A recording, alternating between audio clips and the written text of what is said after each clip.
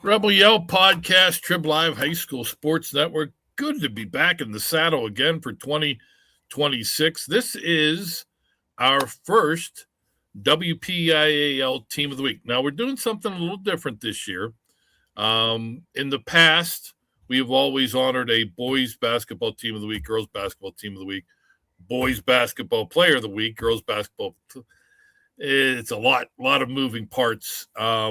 So we trimmed it down to we will still have a boys player of the week, a girls district player of the week, but we will have a one team of the week, and it'll go back and forth, honoring some of the great boys and some of the great girls basketball teams here in the WPIAL. And what an honor it is to get the ball rolling, if you will. The man back in the show, he just couldn't stay away. Jumping Joe Lafko, the head coach of the Knoch Knights. What a big victory. We'll talk about that. But Joe, welcome back. And you're coming back in a big way. Thank you, Don. And you had recognized the first of the editions of this season's basketball team recognition. And I'm so honored to be and privileged to accept this on behalf of the Knoch Knights team this year. And we thank you for that recognition. Wow. I'm enjoying it.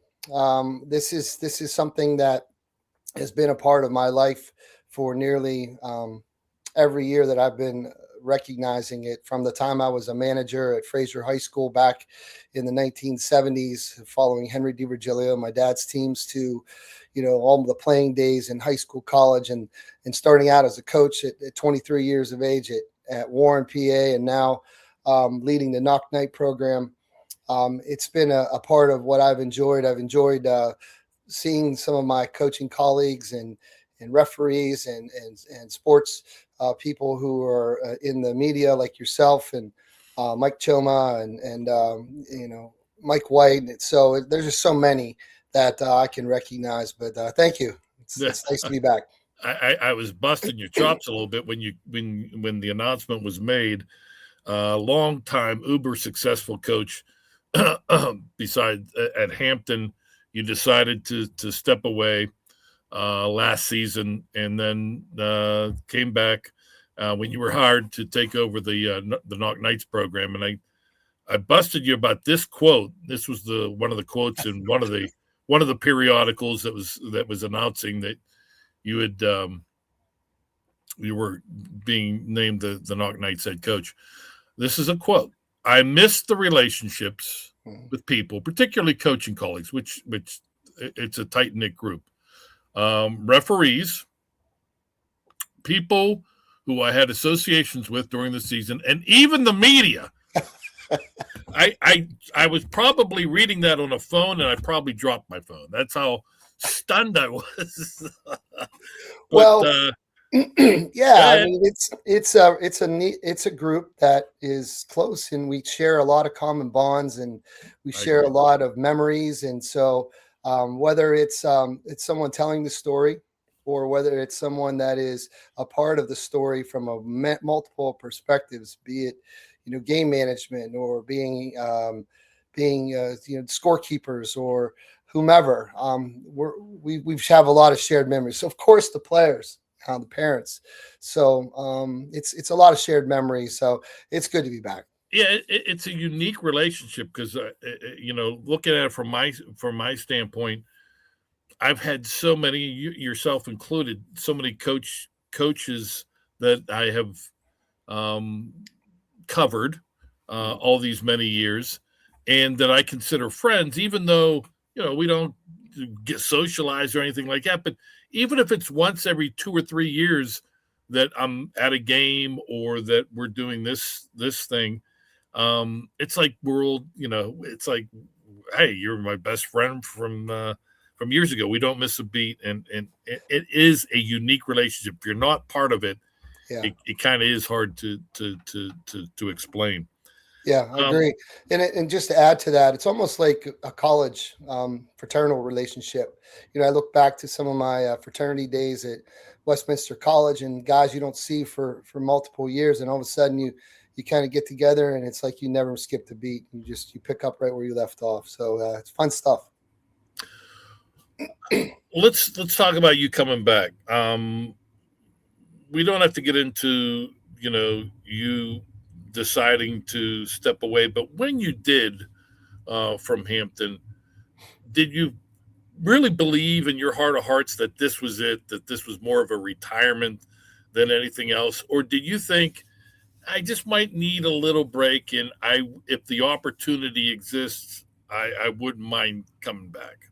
It's the second option that you suggested. I just felt like it was the right time for me to step away from Hampton. There was a lot going on in my personal life, as I mentioned in some of the stories. Yeah, you did. And and so nearing an ending of a teaching career as well.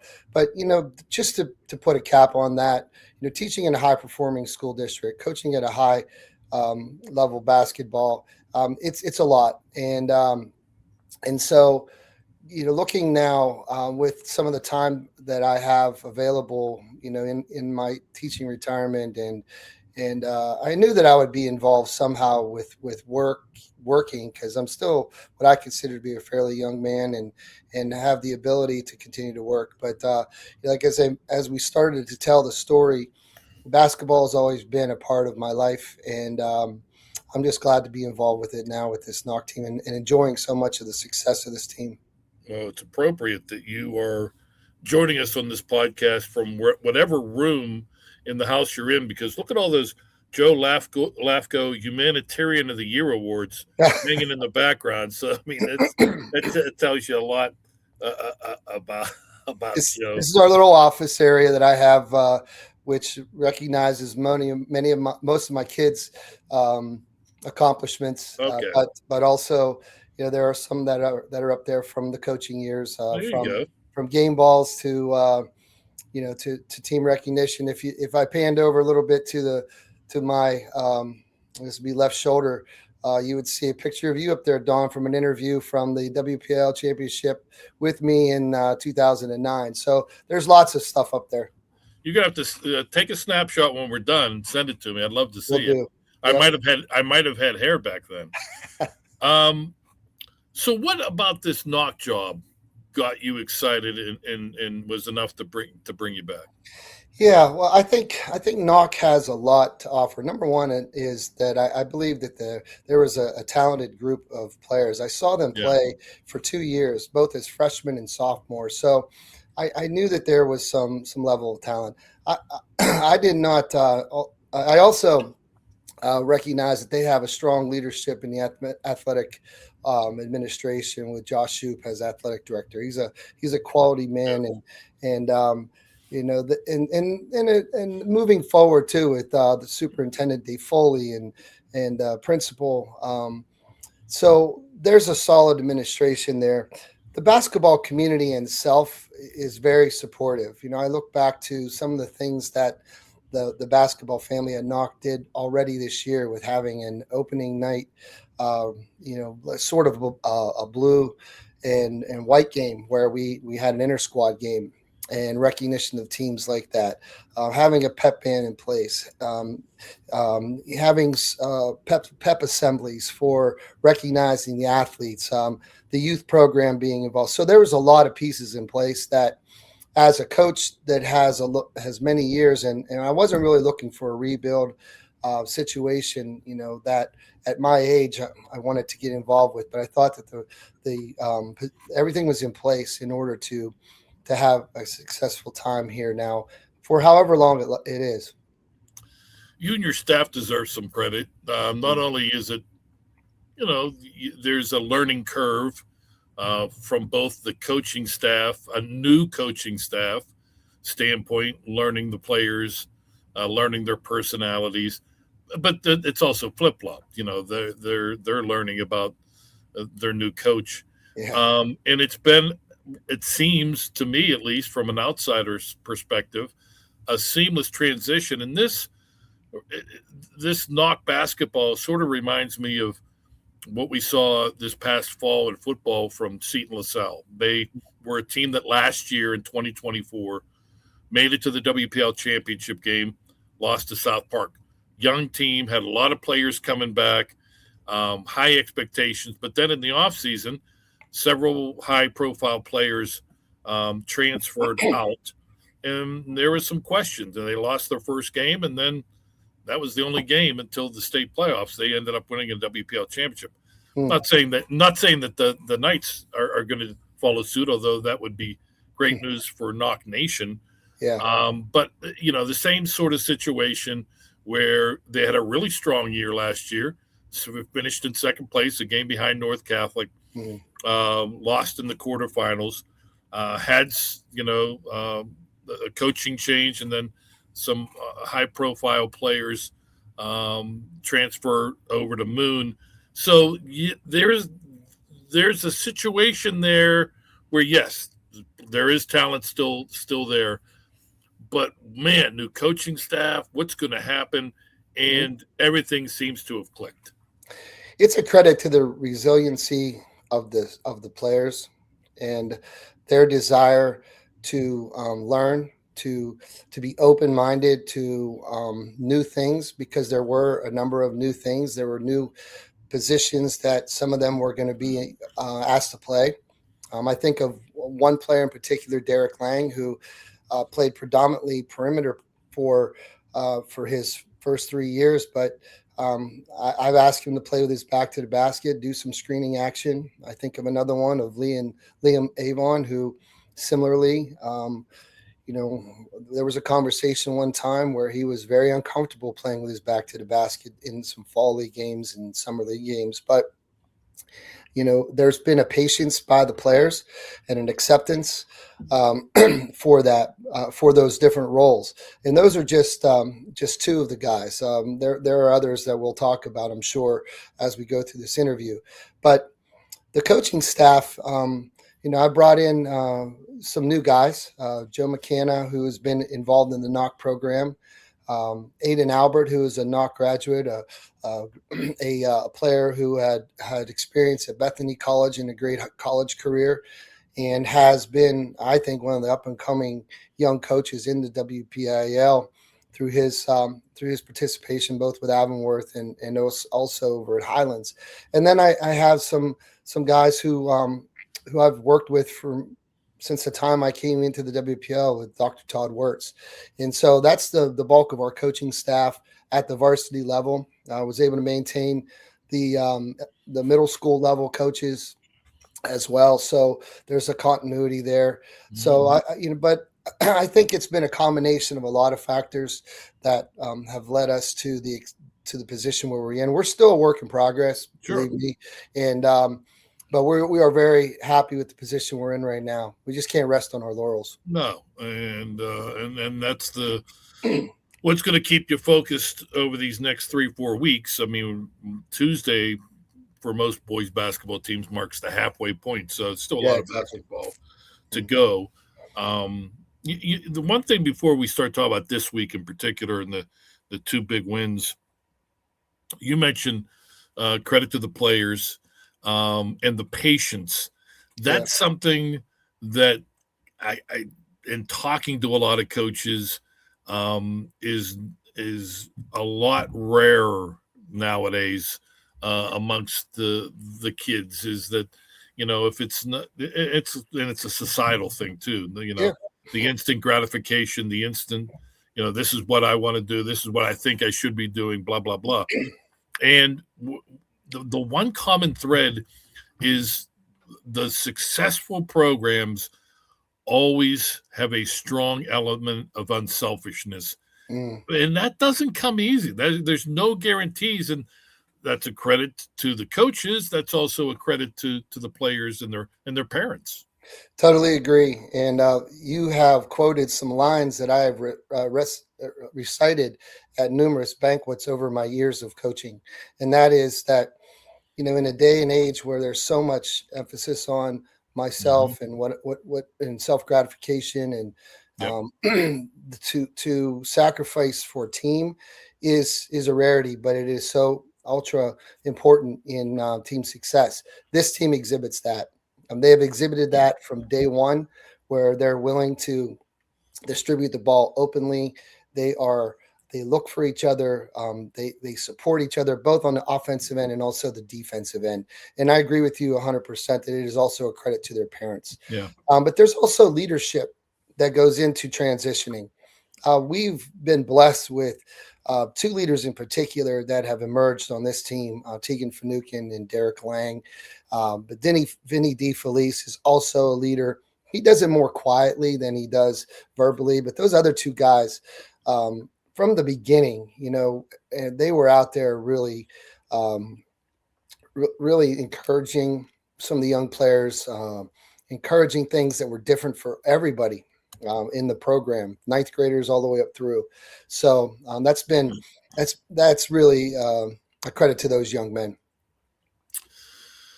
We're joined by Jumpin' Joe Lafko, head coach, first year as the head coach of the Knoch Knights. They are our WPIAL Basketball Team of the Week. What a big week they had. You and your staff and the players as well probably knew coming in that this was a big week. I like the fact when, hey, coaches can preach one game at a time, one day at a time, all they want, but these are teenagers who know what's coming up in the schedule. Yeah. And yet there was no lack of focus, it appears, going up against a pretty good Deer Lakes team in Saxonburg. You take care of business, win by 10, 67-57. Liam Avon with 20 points, Tegan with 18, Roman DeFelice with 13. A pretty good effort, again, especially when it came to the focus. I think we had some earlier season experience with that. We went through a stretch where we played 6 games in 11 days. That includes having the Christmas holiday and New Year's. New Year's came after that, but then we played 4 games in 5 days right after Christmas, starting on the 26th and finishing on the 30th.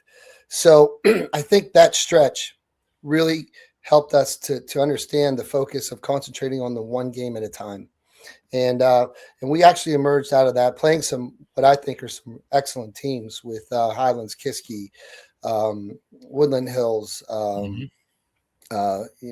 Latrobe, South Fayette, Plum, and then when we got to section play, then after the new year, we know that Deer Lakes is a very good team. They have had a lot of success. Sure, they play an aggressive style of basketball, and we had to focus on that when we talk about team goals such as taking care of your home court during those games, and so you have to put your energies there.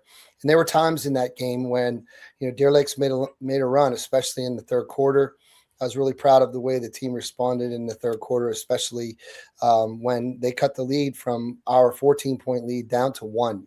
So, but we responded. Tegan had some really big shots in that stretch, and then we were able to extend that lead and hold it in the fourth quarter. So, it's a credit to not only the focus that we emphasized, but I think also the experience that we had. That was victory number 10 on the season.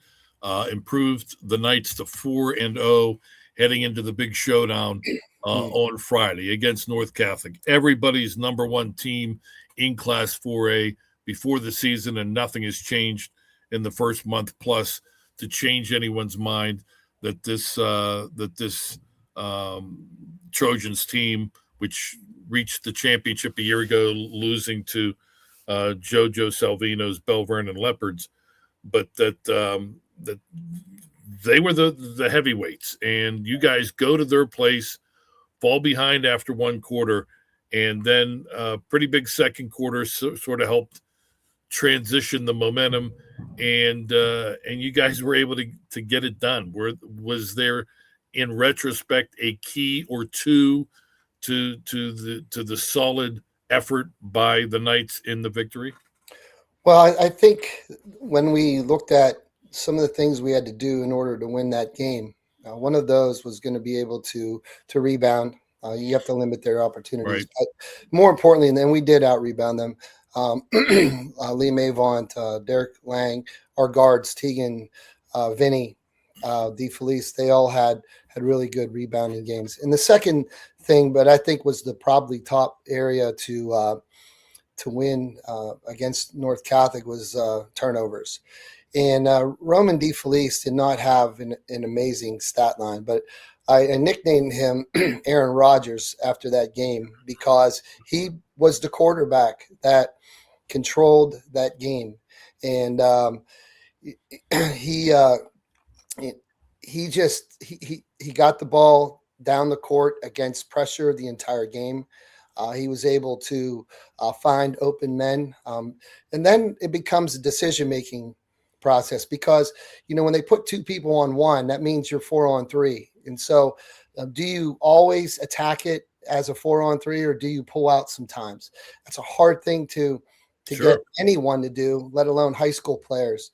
So I thought we made a lot of good decisions. Derek Lang did, Vinny DeFelice did, and we were able to get to the basket and get some easy baskets at times. And other times we pulled it out and we used some tempo control. Sometimes when you use tempo control against teams that are used to going up and down, and the game before we actually played North Catholic, they put 102 up on Highlands.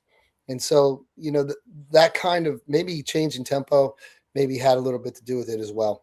Yeah, and quarterbacking against one of the better backcourts in the WPIAL with what the with Fredericks and Rotman for the Trojans, that makes it even more impressive. Yeah, absolutely. Those guys are really good. We had some really good coaching adjustments at one point in the game. Aiden suggested when Teagan picked up his fourth foul, we move him to a back line rather than keep him up top where the guards were penetrating a little bit more, and he had a chance to pick up that fifth because he was shooting the ball well from the free throw line. He made his free throws close out the game for us. Yeah, and you held them in check. I mean, I think Fredericks had 26.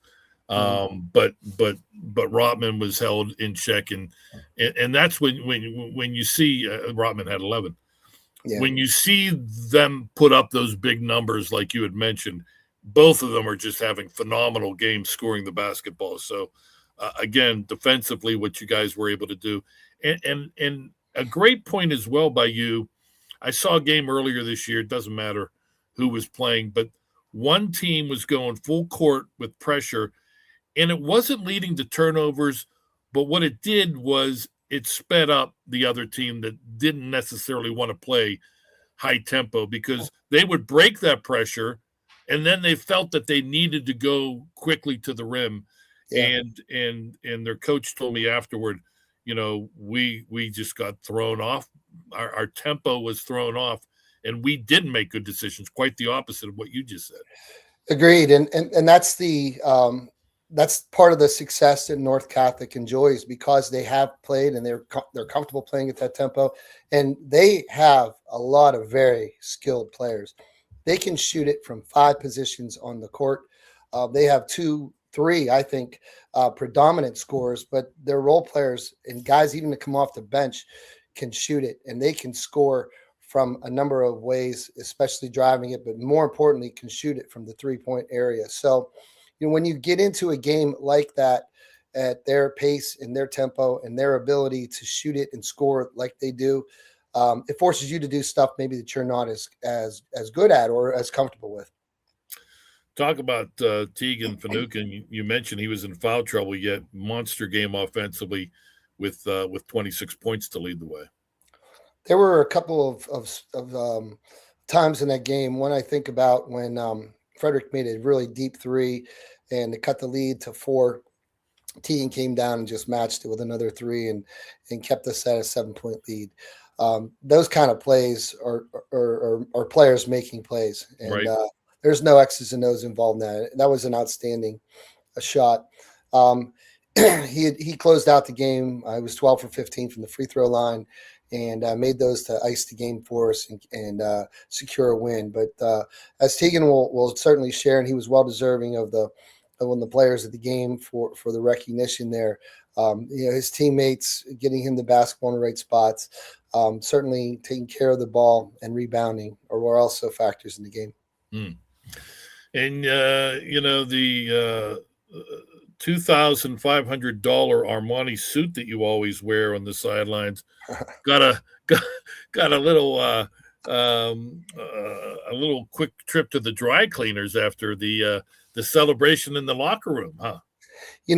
I've kind of turned over the sport coats to more of a casual coaching look, and so what you see on me today is what you'll see on Tuesdays and Fridays.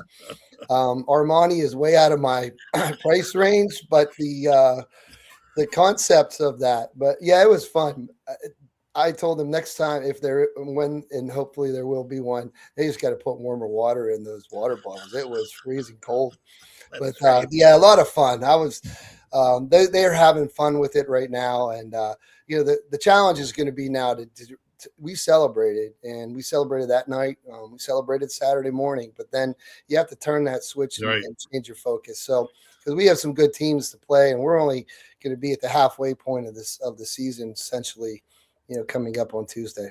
Well, before we got started here, you mentioned talking about the win over North Catholic. That now here to wrap up the first half on Tuesday and then into the second half, there's a bullseye on your back now as well. True. Yes, everyone's still North Catholic is still one of the top teams in the classification, but now the Knoch Knights are on everybody's radar, so you're not going to be able to sneak up on everybody. I guess it's a good time for a rivalry game because those games kind of stand alone and are easy to focus on. You guys get the Yellow Jackets of Freeport coming your way on Tuesday. Agreed. And, I recognized going into that section whenever I knew what kind of teams that were going to be a part of it with Freeport and with Deer Lakes and with North and the rest, Highlands. It's a close proximity section. And ironically, when I first started Hampton in '96, it was the same section. And so, being a part of those rivals, but there's some trophies and there's some memorabilia from the years of recognizing the Freeport and Knoch rivalry that I'm unfamiliar with. As a matter of fact, I joked with some of my coaches that, I didn't even know which direction we were going when we started heading northeast because I've never attended and traveled that direction much. So all of a sudden we're past Freeport High School and it was in the blink of an eye. Yep. But, the people's in the community probably recognize it more. Our focus is going to be just continue to do the same, just continue to develop. This is a time of the season when teams either plateau or they continue to rise. And we want to make that second, we want to be on the rise. I'm a big believer coaches at the scholastic level make a difference. And there are so many programs, no matter what sport you're talking about, that are easy evidence when you see a great coach there and the great runs of whether it be championships or section titles or just year in and year out being a contender in a classification. And then when they disappear, the program comes back to earth. And I firmly believe in my heart of hearts that you're one of the best. You're a WPIAL Hall of Famer as a player. Eventually you will be as a coach as well. And right now the Knoch Knights are benefiting. Congratulations, Joe, on the great start. But as we both mentioned, lots of basketball still remaining. Best wishes. Thank you, Don. And again, thank you again for recognizing this year's Knoch team. I'm very proud of them. And we'll look forward to maybe seeing you in person, down the road.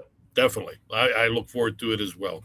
Joe Lafko, head coach in his first year of the Knoch Knights, fresh off victories over Deer Lakes and North Catholic, the number one ranked North Catholic Trojans this past Friday, putting them all alone in first place.